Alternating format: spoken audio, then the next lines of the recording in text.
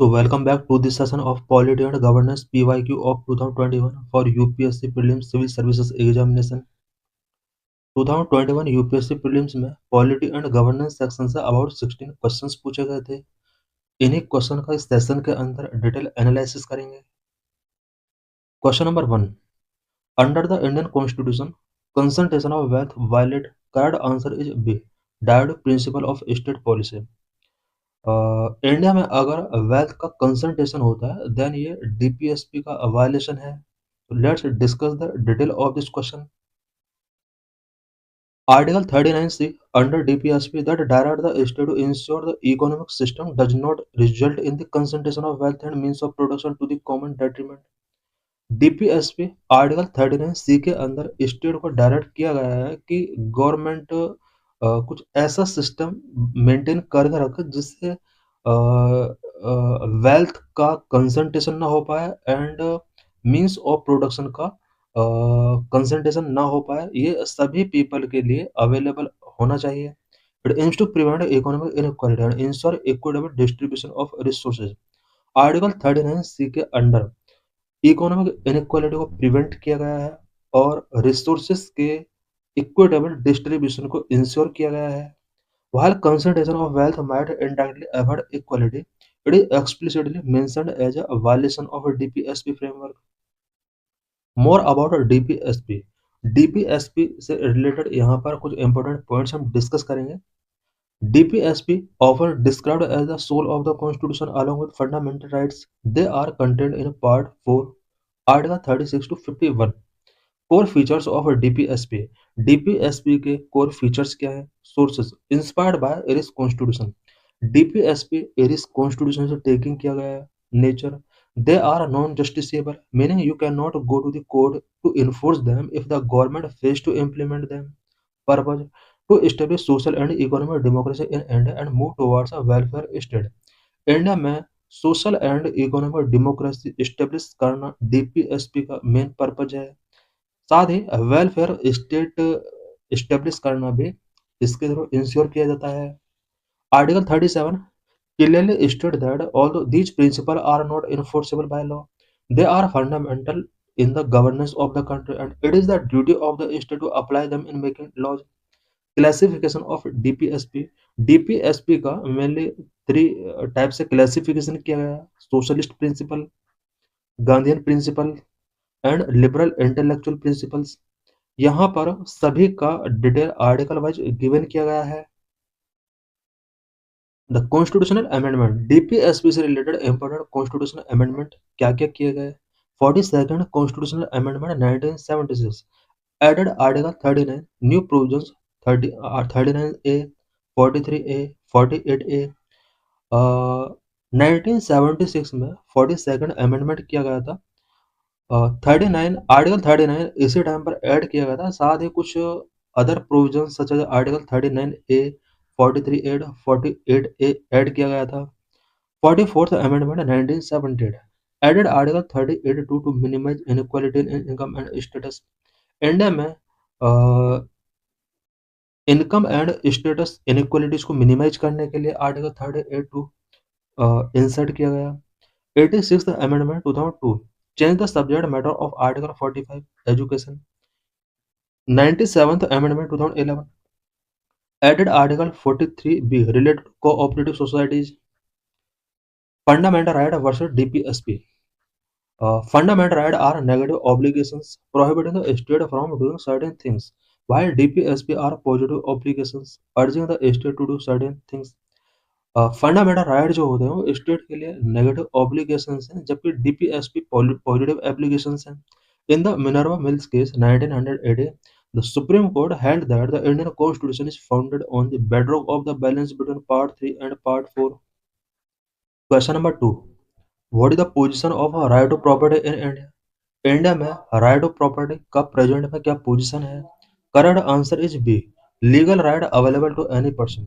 Right of property एक legal right है और एनी पर्सन के लिए अवेलेबल है, चाहे वो इंडियन सिटीजन है या फॉरेनर है, सभी के लिए ये राइट एप्लीकेबल है। So let's discuss the detail of this question. Originally, the right of property was a fundamental right under Article 19(1)(f) and Article 31.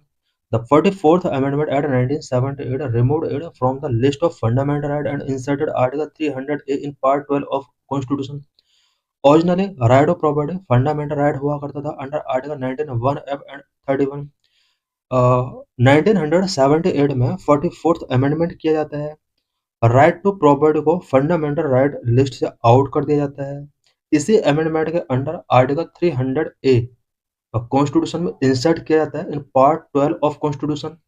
और आर्टिकल 300A के अंडर इसको राइट टू प्रॉपर्टी एक लीगल राइट इसको बना दिया जाता है. Article 300A state no person shall be deprived of his property save by authority of law. Since the word person is used, it is a legal constitutional right available to everyone, including foreigners and legal entities. More about right of property. Right of property से related यहाँ पर detail explanation detail discussion करेंगे. Right of property evolved from a robust fundamental right to a legal constitutional right. The original status of 1950. At the commencement of the Constitution, the right of property was protected under two articles. Article 19(1)(f), Article 31.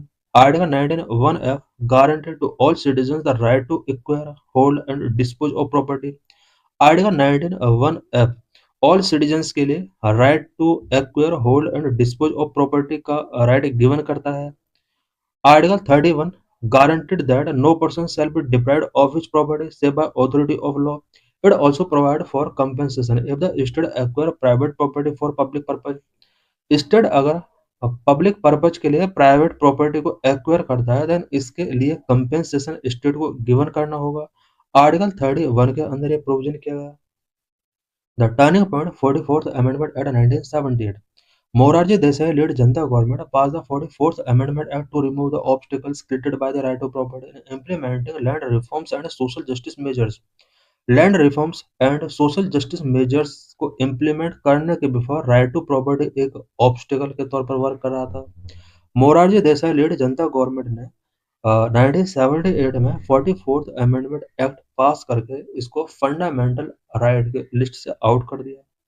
Article 19(1)(f) and 31 were repealed from part 3 fundamental right. A new article, Article 300A, was inserted in Part 12 under the heading Right to Property. Current constitutional position. Today, the right to property is a constitutional legal right, not a fundamental right. Article 300A. No person shall be deprived of his property save by authority of law. Key implications of right of property. Availability. Since it uses the word person, it is available to both citizens and non-citizens.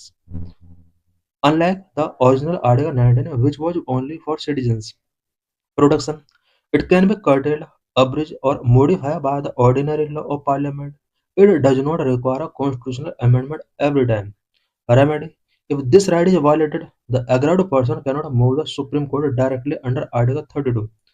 किसी person का अगर right to property violet किया जाता है then वो article 32 के under directly supreme court नहीं जा सकता बिकॉज ये अब फंडामेंटल राइट नहीं है. They must approach to a high court under article 226 और file a civil suit. Article 226 के अंडर वो हाई कोर्ट जा सकता है और वो वहां पर सिविल सूट फाइल कर सकता है. Compensation. There is no constitutional obligation on the state to pay market value compensation except in two specific cases. Number one, when the state acquire property of a minority educational institutions under Article 30.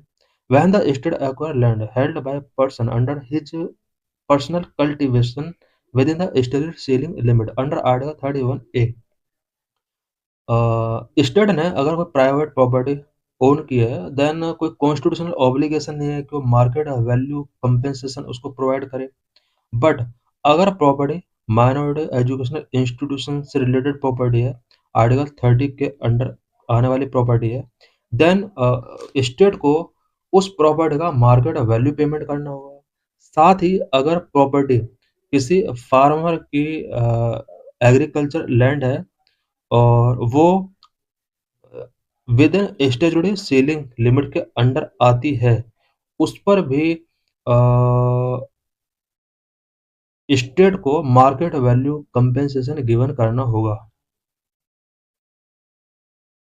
Feature before 1978 and after 1978, right to property का जो status रहा है 1978 के before and 1978 के after, वो क्या रहा है? टाइप ऑफ राइट, ये पहले फंडामेंटल राइट हुआ करता था, 1978 के बाद लीगल कॉन्स्टिट्यूशनल राइट बना। 1978 से पहले आर्टिकल 91 एफ एंड 31 के अंडर आया करता था। 1978 के बाद आर्टिकल 300 ए के अंडर आता है। 1978 के बिफोर पार्ट 3 में इसको मेंशन किया गया था। आफ्टर 1978 पार्ट 12 में इसको ट्रांसफर किया गया। इन्फोर्समेंट 1978 के बिफोर सुप्रीम कोर्ट के द्वारा आर्टिकल 32 एंड हाई कोर्ट के द्वारा अंडर आर्टिकल 226 के अकॉर्डिंग इसको इन्फोर्स किया जाता था। 1978 के बाद प्राइमरली हाई कोर्ट के द्वारा इसको इन्फोर्स किया जाता है अंडर आर्टिकल 226। 1978 के बिफोर इसमें जो अमेंडमेंट किए गए हैं वो 44th अमेंडमेंट किया गया है और फंडामेंटल राइट को रिपील किया गया है। Question number 3, which one of the following factors constitute the best safeguard of a liberty in liberal democracy? Liberal democracy में लिबर्टी को सेफगार्ड करने वाला बेस्ट फैक्टर क्या है? Correct answer is D, separation of power. Because executive, judiciary and legislature के बीच में जो power का सेपरेशन है वो लिबरल डेमोक्रेसी में लिबर्टी को सेफगार्ड करता है। So let's discuss the detail of this question. The answer is separation of power, as it prevents the concentration of authority, which is the biggest threat to individual freedom. Separation of power between legislature, executive, and judiciary is the fundamental safeguard against tyranny. It ensures a system of check and balance where no single organ of government can exercise absolute power, thus protecting individual liberty. A committed judiciary usually implies a judiciary committed to the government's ideology, which actually weakens liberty. What is a liberal democracy? Liberal democracy क्या होता है? It is a form of government that combine the principles of democracy with philosophy of liberalism. Liberal democracy एक government का form है जिसमें democracy के principles liberalism की philosophy के साथ कंबाइन होते हैं। Liberal democracy means rule by people and liberalism means protection of individual right and freedoms. Core pillars of liberal democracy, liberal democracy के कोर पिलर्स क्या क्या हैं? Number 1 constitutionalism, number 2 protection of individual rights, number 3 rule of law, number 4 separation of powers. Essential features for UPSC prelims, universal adult franchise, every adult citizen has the right to vote regardless of race, gender or religion, independent judiciary, the court must be free from political pressure to protect the constitution and individual right।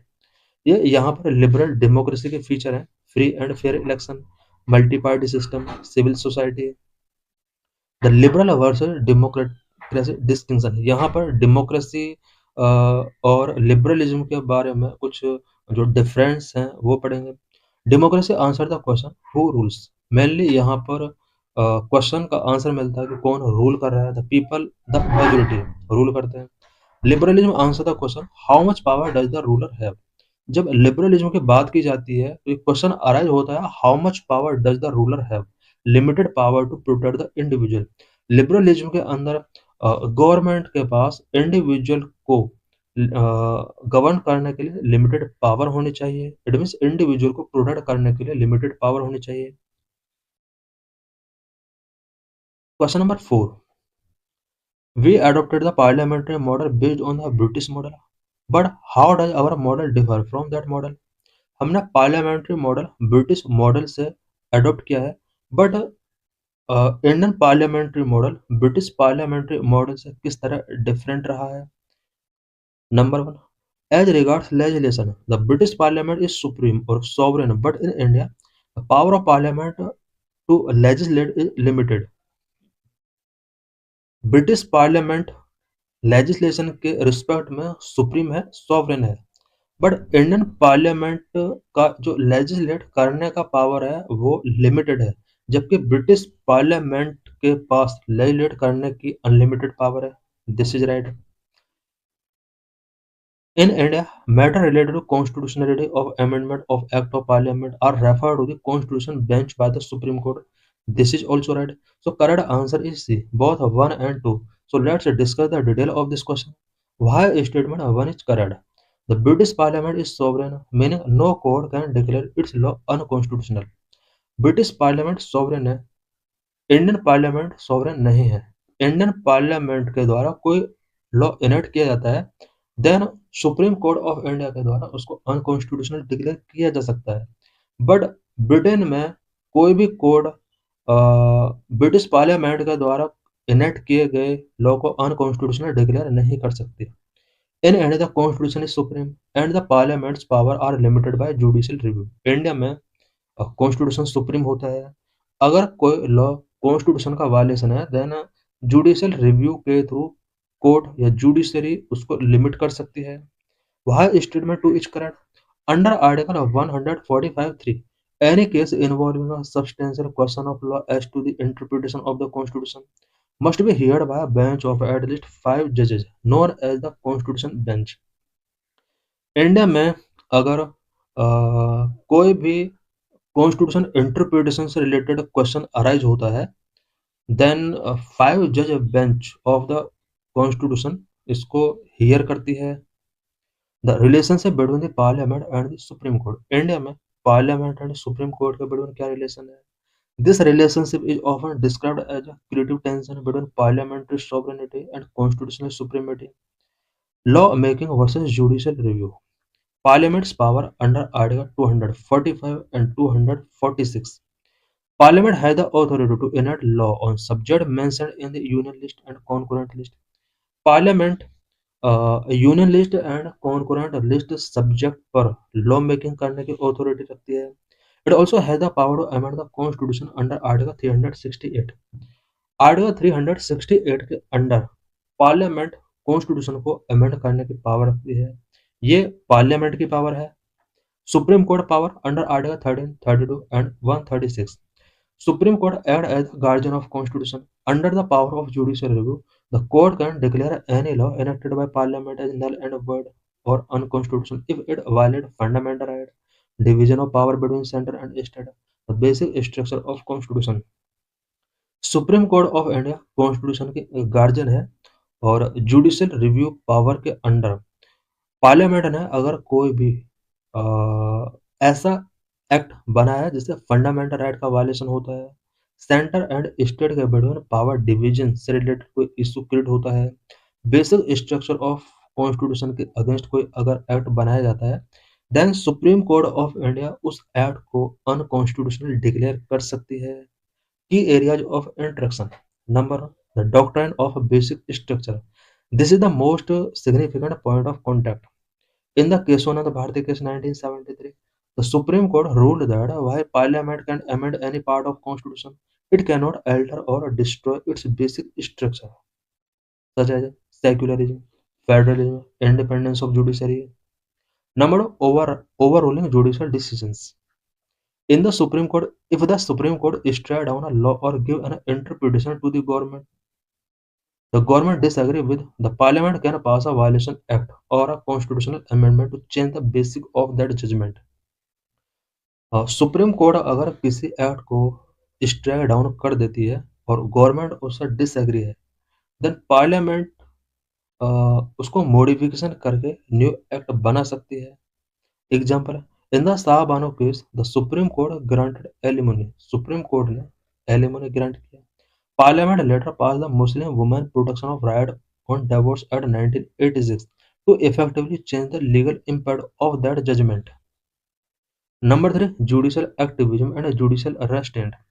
Judicial activism, when the court issue directions to the executive legislature to fill a legal vacuum. For example, Visakha guideline on sexual harassment before the law was made. Judicial activism क्या होता है कि court executive या legislature को कुछ legal vacuum की वजह से डायरेक्शन इशू कर सकती है। Judicial restraint, when the court refuse to interfere in policy matter stating that law making is purely the parliament domain. Judicial restraint क्या होता है? कोर्ट कभी कभी पॉलिसी मैटर में इंटरफेयर करने से रिफ्यूज कर देती है because law making purely parliament के डोमेन के अंडर आता है। इस तरह से यहाँ पर judicial activism and judicial restaurant भी एग्जीक्यूटिव एंड जुडिशरी के बिटवीन एक लिंक का काम करते हैं, इसके थ्रू कनेक्शन शो होता है। Important article to remember. Article 13 declared that any law inconsistent with the fundamental rights shall be void. Article 121 restricted Parliament from discussing the conduct of any judge in the discharge of his duties except during impeachment. Article 121 parliament को restrict करता है कि वो किसी भी जज के conduct से रिलेटेड डिस्कशन नहीं करेंगे, स्पेशली इम्पीचमेंट के ड्यूरिंग वो कंडक्ट से रिलेटेड डिस्कशन कर सकते हैं। इसके अपोजिट आर्टिकल 122 में कोर्ट को रेस्ट्रिक्ट किया गया है कि वो पार्लियामेंट्री प्रोसीडिंग्स में कोई इंटरफेयर नहीं करेंगे। Article 141 the law declare by the supreme court is binding on all court within India. Question number 5 with reference to India consider the following statement. यहाँ पर 2 स्टेटमेंट गिवन है, find करना है कौन सा स्टेटमेंट करेक्ट है। Judicial custody means an accused is in the custody of the concerned magistrate and such accused is locked up in a police station, not in jail.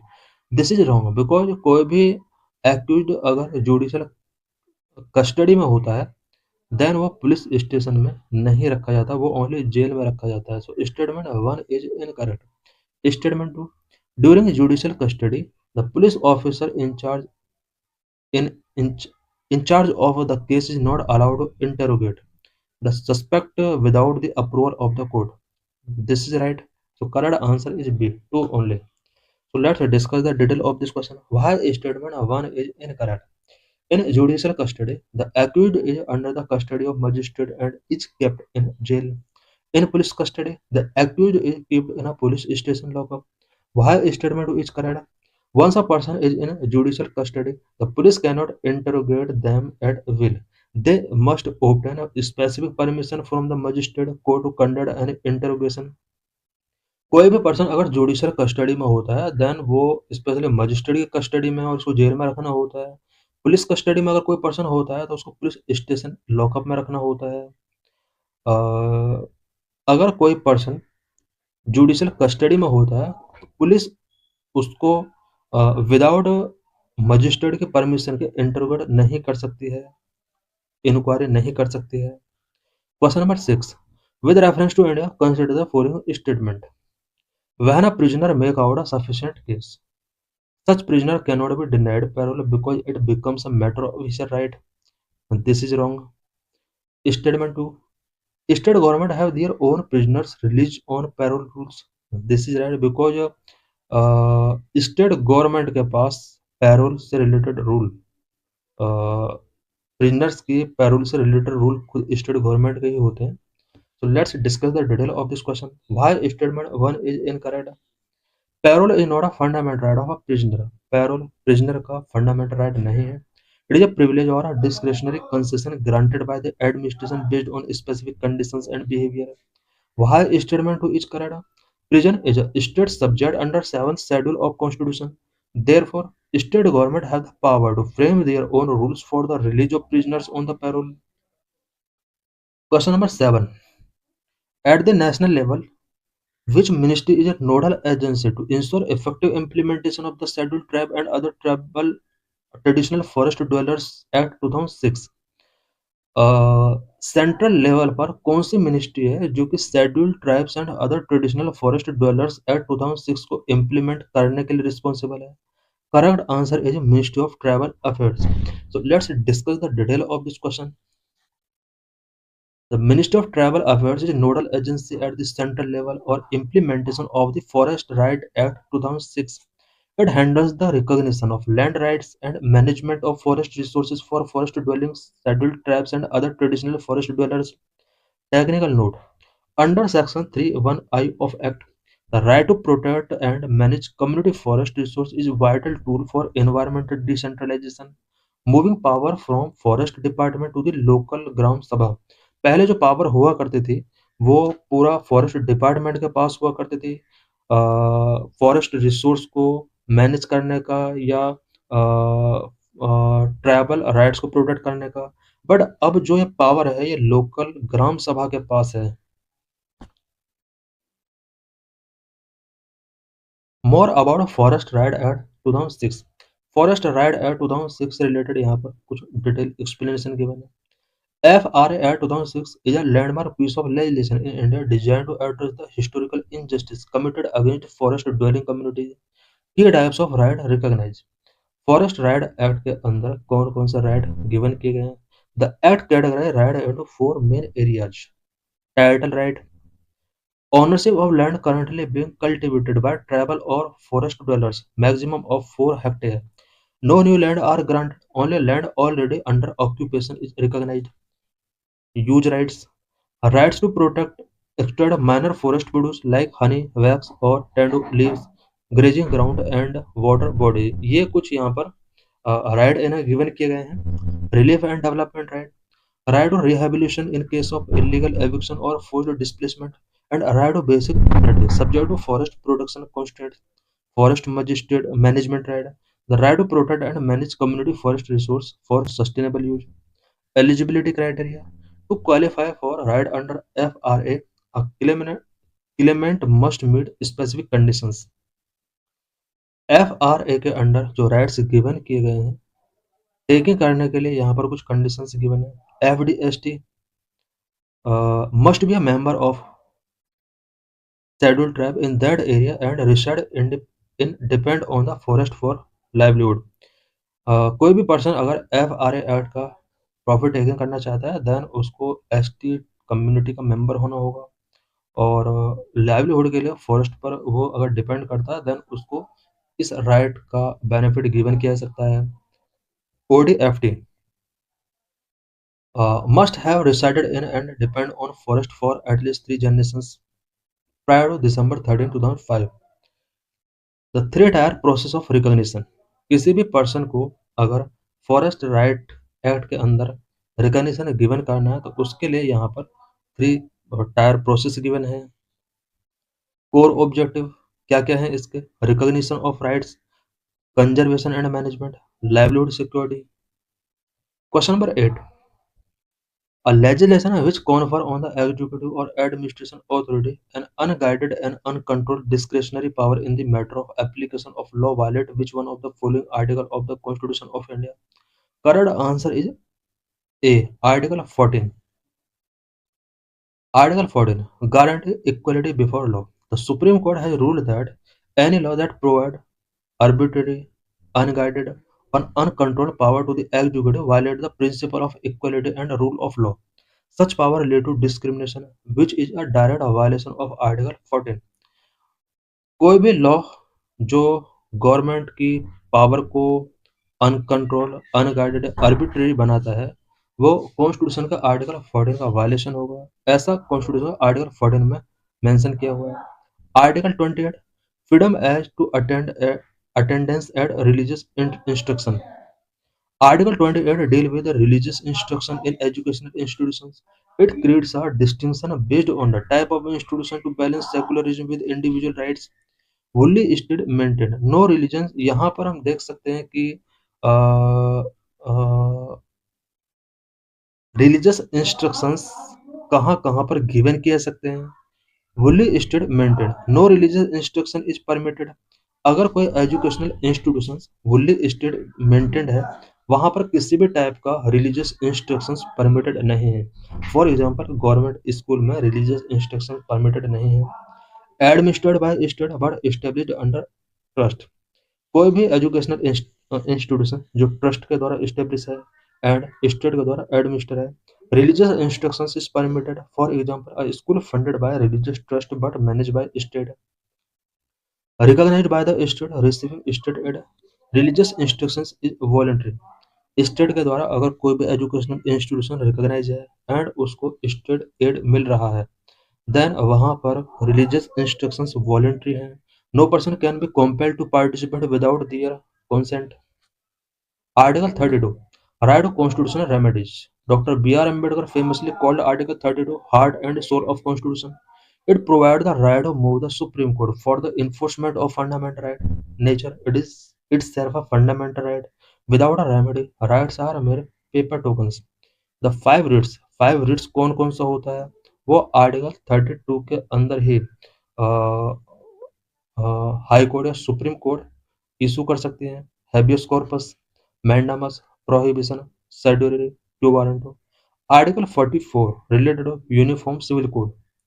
Article 44 is a DPSP. It states that states shall endeavour to secure for citizens a common civil code throughout the territory of India. Objective current status debate यहाँ पर objective इसके क्या क्या है to replace personal law based on scriptures and customs of each major religious community such as marriage divorce inheritance adoption with a common set of laws for every citizen current status while personal law are currently governed by religious identity for example Hindu marriage act Muslim personal law Goa is only a state in India that has a form of UCC debate. The discussion involved balancing Article 44 with Article 25 to 28. Question number 9. Which one of the following in Indian polity is an essential feature that indicate that is federal in character? Indian polity में कौन सा essential feature है जो ये indicate करता है कि Indian polity nature में फेडरल है? Correct answer is a the independence of judiciary is safeguard. Let's discuss the detail of this question. Explanation. An independent judiciary is a core feature of federal system because it acts as umpire to resolve dispute between the center and state and ensure that constitution is respected. Federalism. Federalism is a system of government in which power is divided between the central authority and various constituted units of country. In the Indian context, it is often described as federal in form but unitary in spirit or quasi-federal. India का जो polity है वो form में federal है but speed में unitary है. It means ये quasi federal कहा जा सकता है. की फीचर्स ऑफ फेडरलिज्म. फेडरलिज्म के की फीचर्स क्या क्या होते हैं? नंबर 1 टू और मोर लेवल ऑफ गवर्नमेंट वहां पर होंगी. Number 2 division of power. Number 3 written and supreme constitution. Number 4 independent judiciary. Number 5 bicameralism. Number 6 financial autonomy. Note on the Indian model. Unlike the coming together federation of the USA, where independent states joined to form a union, India is a holding together federation. Center is intentionally made stronger to maintain a national integrity, which is why India is described as an indestructible union of destructible states. Question number 10. Which one of the following best define the term state? इनमें से कौन सा option है जो state को best define करता है? Correct answer is A. A community of persons permanently occupying a defined territory independent of external control and possessing an organized government. So let's discuss the detail of this question. In political science, the classic definition of state require four essential elements: population, territory, government, sovereignty. So option A cover all four elements most accurately. Question number 11. With reference to Indian judiciary, consider the following statement. Statement 1. Any retired judge of Supreme Court of India can be called back to sit and act as a Supreme Court judge by the Chief Justice of India with prior permission of the President of India. This statement is correct because कोई भी retired supreme court का जज chief justice of India के द्वारा president की permission से उसको call back किया जा सकता है और उसको एक्ट करने के लिए कहा जा सकता है. This statement is correct. A high court judge in India has the power to review its own judgment as the Supreme Court judge. High court को भी अपने जजमेंट को रिव्यू करने का पावर मिला हुआ है जिस तरह से सुप्रीम कोर्ट अपने जजमेंट को रिव्यू कर सकता है. So correct answer is C. Both 1 and 2 statement correct. So let's discuss the detail of this question. Why statement 1 is correct? Under Article 128, the CGI may at any time, with the previous consent of the President, request retired judge of the Supreme Court to sit and act as a judge of the Supreme Court. Why statement 2 is correct? High courts are court of record under Article 215, which inherently include the power to review their own judgment to correct errors. Article 215 के अंदर high courts court of record होते हैं. It means इन्हें अपने judgement को review करने की power इन्हें मिला हुआ है जिस तरह से सुप्रीम कोर्ट को मिला हुआ है. While Article 137 explicitly gives this power to the Supreme Court, High Courts exercise it as a part of their inherent power. Article 137 के under same power supreme court को मिला होता है। Question number 12 with reference to India consider the following statement.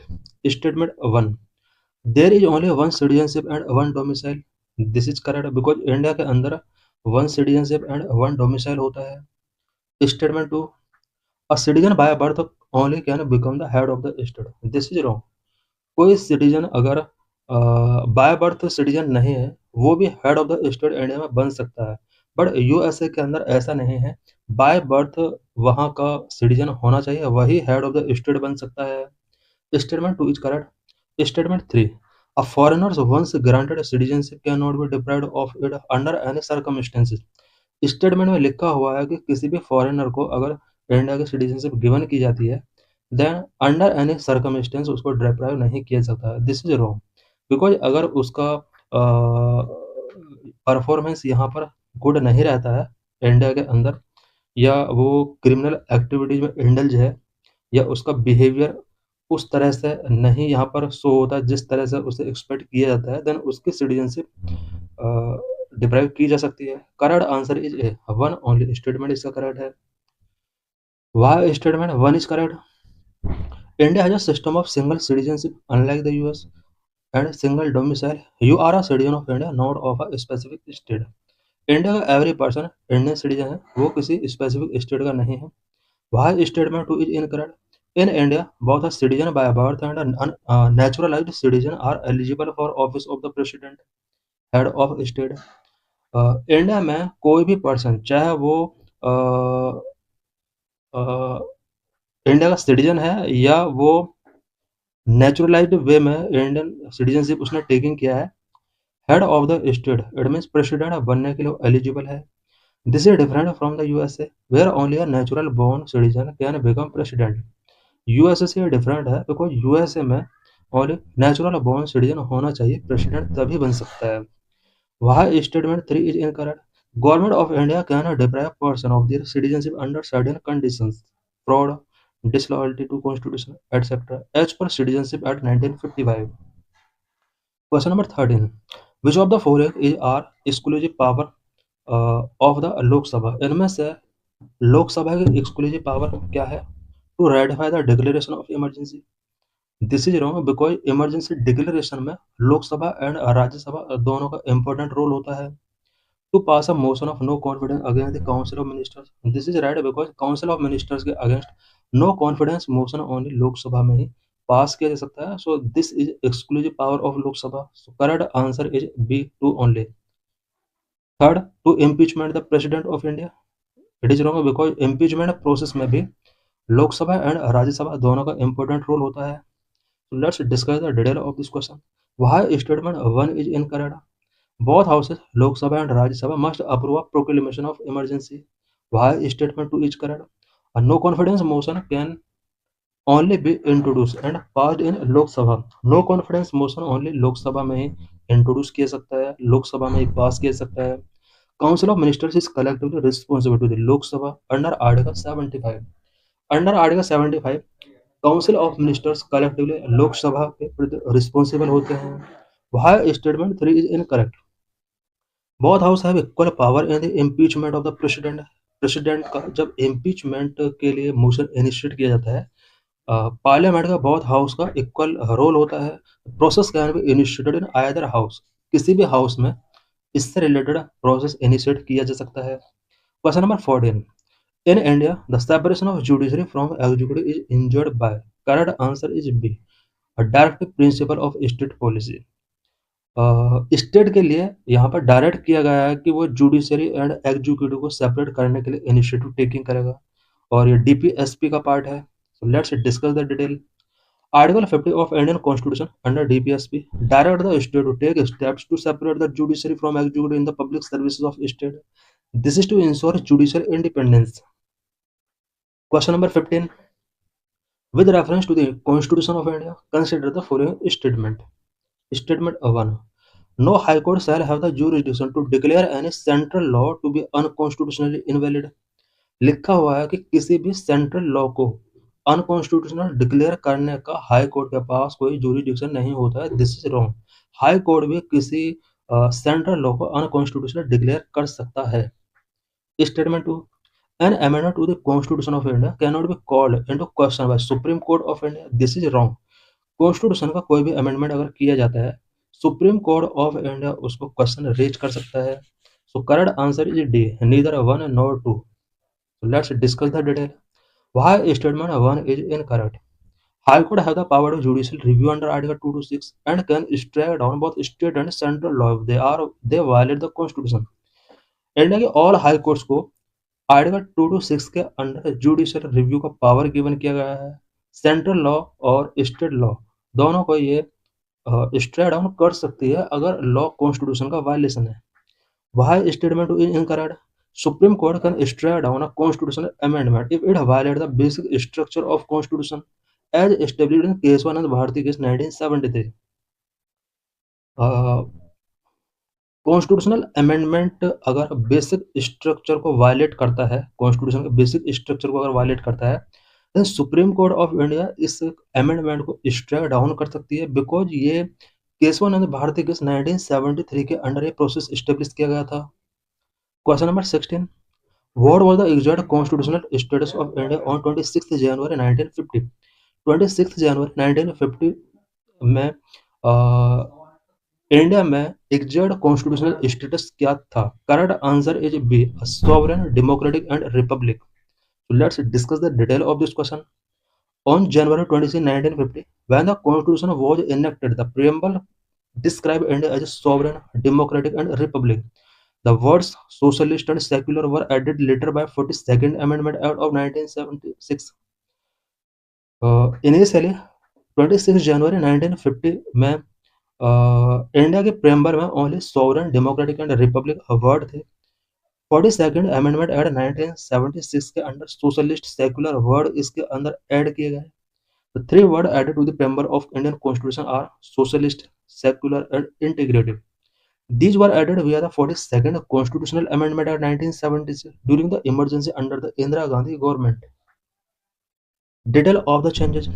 Prior to 1976, preamble described India as the sovereign democratic republic. Amendment extended this definition and added a new concept to the section on fraternity. Socialist added to emphasize the goal of achieving democratic socialism, aiming for social and economic equality through democratic means rather than a state-controlled communism socialism. Secular added to formally state that the state has no official religion and treat all religion equally. Positive secularism. Integrated. This was added to the phrase unity of nation, changing it to unity and integrity of the nation to emphasize territorial and psychological integration. Preamble before versus after 1976. Original in 1950, Sovereign Democratic Republic, Unity of Nation. Amendment in 1976, Sovereign Socialist Secular Democratic Republic, Unity and Integrity of Nation. 1950 में only 3 word थे preamble में, sovereign, democratic, Republic, इस तरह से phrase लिखा हुआ था। Then उसके बाद यहाँ पर sovereign, socialist, secular, democratic, Republic, यहाँ पर 2 वर्ड्स और ऐड कर दिए गए। यूनिटी ऑफ नेशन को unity and integrity of nation के साथ चेंज किया गया। Important note, preamble has been amended only once in history of the Indian Constitution. preamble को only one time ही amend किया गया है अभी तक। Detail amendment 42nd amendment at 1976, इसके लिए 42nd amendment किया गया था। Also known as a mini constitution committee recommended by the Swansea committee. Swansea committee ने रिकमेंड किया था कि सेक्युलर, सोशलिस्ट एंड इंटीग्रिटी को प्रियम्बल में ऐड किया जाए। Preamble status, Kesavananda Bharati case 1973 ruled that the preamble is part of constitution and can be amended provided the basic structure is not altered. Kesavananda Bharati case में court ने rule given किया कि preamble constitution का part है and इसको amend किया जा सकता है बट कॉन्स्टिट्यूशन के बेसिक स्ट्रक्चर का वायलेशन नहीं होना चाहिए। Question number 17, constitutional government means, correct answer is D, a government limited by terms of the constitution. Constitutional government वो गवर्नमेंट होती है जो कि कॉन्स्टिट्यूशन के टर्म से लिमिटेड होती है। Explanation: constitutionalism or a constitutional government essentially mean a limited government. It implies that the power of government are defined and restricted by the constitution to prevent the arbitrary use of power and to protect the rights of the individuals. Question number 18. Consider the following statement in respect of Bharat Ratna and Padam Awards. Bharat Ratna and Padma award से related ये question है। कुछ statement given है, कौन सा statement correct find करना है। Statement 1: Bharat Ratna and Padma awards are the titles under the article 18(1) of constitution of India. Statement में लिखा हुआ है कि Bharat Ratna and Padma awards article 18(1) के अंडर टाइटल्स होते हैं। दिस इज रॉन्ग, ये टाइटल नहीं होते हैं। Statement 2: Padma awards which were instituted in year 1954 were suspended only once. This is wrong because only once ये सस्पेंड नहीं किए गए हैं, ट्वाइस सस्पेंड किए गए हैं। Statement 3: number of Bharat Ratna award is restricted to a maximum of 5 in a particular year. लिखा हुआ है कि मैक्सिमम 5 यहाँ पर पर्टिकुलर ईयर में मैक्सिमम 5 भारत रत्न ही गिवन किए जा सकते हैं। दिस इज रॉन्ग, ओनली 3 ही गिवन किए जा सकते हैं 1 ईयर में। Which of the above statement are not correct? Correct answer is D, 1, 2, 3 कोई भी स्टेटमेंट इसका करेक्ट नहीं है। Why statement 1 is correct? In the Balaji Raghavan case 1995, the Supreme Court ruled that these awards are not titles within the meaning of Article 18(1). They are national honors. ये title नहीं है, ये national honours होते हैं। Statement 2 is incorrect. Padam Awards, which were instituted in year 1954, were suspended more than once during 1977 and 1980 and 1992 and 1995. Statement 3 is incorrect. The number of Bharat Ratna award is restricted to a maximum of 3 in a particular year, not 5. More about Bharat Ratna and Padam Award. Bharat Ratna and Padam Award are the highest civilian honors in India, instituted in 1954. Bharat Ratna और पद्म award India के highest civilian honour हैं। 1954 के according इन्हें institute किया गया है। Announced annually on the eve of Republic Day, January 25, and formally presented by the President at Rashtrapati Bhavan in March to April. Bharat Ratna. Bharat Ratna is the highest civilian award given for exceptional services of highest order of any field of human endeavor. Precedence. It is ranked 1 in the honor of precedence. Bharat Ratna India का highest civilian honour होता है। Cap. Originally, there was no written limit, but the practice has been to limit it to a maximum of 3 per year. However, in 2024, this was expanded to 5 recipients. 2024 से पहले maximum 1 year में 3 Bharat Ratna given किए जा सकते थे, but 2024 में 1 year में 5 भारत रत्न तक इसको एक्सपेंड कर दिया गया। लेटेस्ट रेसिपिएंट 2024 भारत रत्न 2024 में किस किस को गिवन किया गया?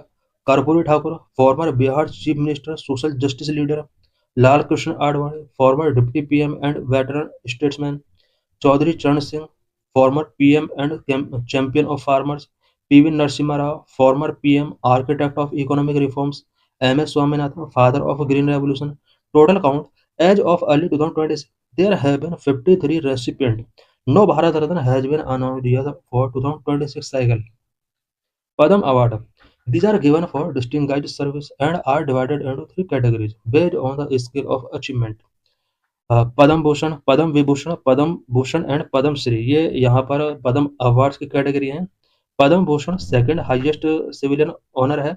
Exceptional and distinguished services, Padma Bhushan third है, पद्म श्री फोर्थ नंबर पर आता है। 2026 Padma Awards highlight. For 2026, President approved 131 awards. Padma award के अंदर प्रेसिडेंट ने 131 अवार्ड्स यहाँ पर डिक्लेयर किए हैं। पद्म विभूषण 5 रेसिपिएंट, पद्म विभूषण 5 रेसिपिएंट को गिवन किया जाएगा। Include actor Dharmendra Singh Deol and former Kerala CM VS. Achuthanand. Padma Bhushan 13 persons को गिवन किया जाएगा। Include tennis legend Vijay Amritraj and singer Alka Yagnik. Padma Shri 113 people को गिवन किया जाएगा। Include notable sports personalities like Rohit Sharma and Harmanpreet Kaur. alongside unsung heroes in social work and agriculture. Important facts for UPSC. Article 18. Supreme Court ruled that these are not title and cannot be used as prefixes or suffixes to the name of the recipient. Padma award and Bharat Ratna ये title नहीं है under article 18 और name से पहले इन्हें prefix और suffix के तौर पर यूज नहीं किया जा सकता। Selection recommendations are made by Padma awards committee which is headed by cabinet secretary. Padma award या भारत रत्न किसको गिवन किया जाएगा किसको नहीं, इससे रिलेटेड रिकमेंडेशंस पद्म अवार्ड कमेटी के द्वारा किए जाते हैं जिसका हेड कैबिनेट सेक्रेटरी होता है। Eligibility all persons without distinction of race, occupation, position or sex are eligible. However, government servant are not eligible while in service. Doctors and scientist को accept करके किसी भी गवर्नमेंट सर्वेंट को ये award given नहीं किया जा सकता जब तक कि वो सर्विस में है। बट डॉक्टर एंड साइंटिस्ट अगर सर्विस में है देन ये अवार्ड्स गिवन किए जा सकते हैं। Posthumous. The award can be given posthumous. Question number 19. Consider the following statement. Pursuant to the report of H. N. Sanyal Committee, contempt of court at 1971 was passed. This is right because contempt of court 1971 में act पास किया गया था और H N Sanyal committee के report के base पर किया गया था। Statement 2. Constitution of India empower the Supreme Court and High Court to punish for contempt of themselves. This is right. Statement 3. The Constitution of India defines civil contempt and criminal contempt. This is wrong because civil contempt and criminal contempt को Constitution में define नहीं किया गया है। Statement 4. In India, Parliament is vested with the power to make law on contempt of court. Contempt of court से related law making करने का power parliament के पास है। This is right. So correct answer is B 1, 2, 4 इसके correct है। Why statement 3 is incorrect? The Constitution mentions contempt of court, Article 129 and Article 215, but does not define civil or criminal contempt. Constitution में contempt of court mention है under Article 129 and 315, but civil contempt, criminal contempt क्या होगा? This is not defined. These are defined in the Contempt of Court Act 1971. Contempt of Court 1971 Act के अंदर इन्हें define किया गया है। So statement 1, 2 and 4 are correct. Question number 20. With reference to union government, consider the following statement. Statement 1. An Gopalaswamy Iyengar committee suggested that a minister and a secretary be designated solely for pursuing the subject of administrative reforms and promoting it. This statement is wrong. Statement 2. In 1970, the Department of Personnel was constituted in the recommendation of the Administrative Reform Commission ADARC 1966 and this was placed under the Prime Minister's charge. 1970 में department of personal constitute किया जाता है on the recommendation of administrative reform commission 1966। This is right और इसका जो head होता है prime minister होता है। So correct answer is B 2 only. So let's discuss the detail of this question. Why statement 1 is incorrect? As that specific suggestion came from the first ARC, not Iyengar. Why statement 2 is correct? The Department of Personnel and Training was set up in the 1970 following the ARC's recommendation and remains under the Prime Minister's jurisdiction, Ministry of Personnel, Public Grievance and Pension. So thanks for watching this video.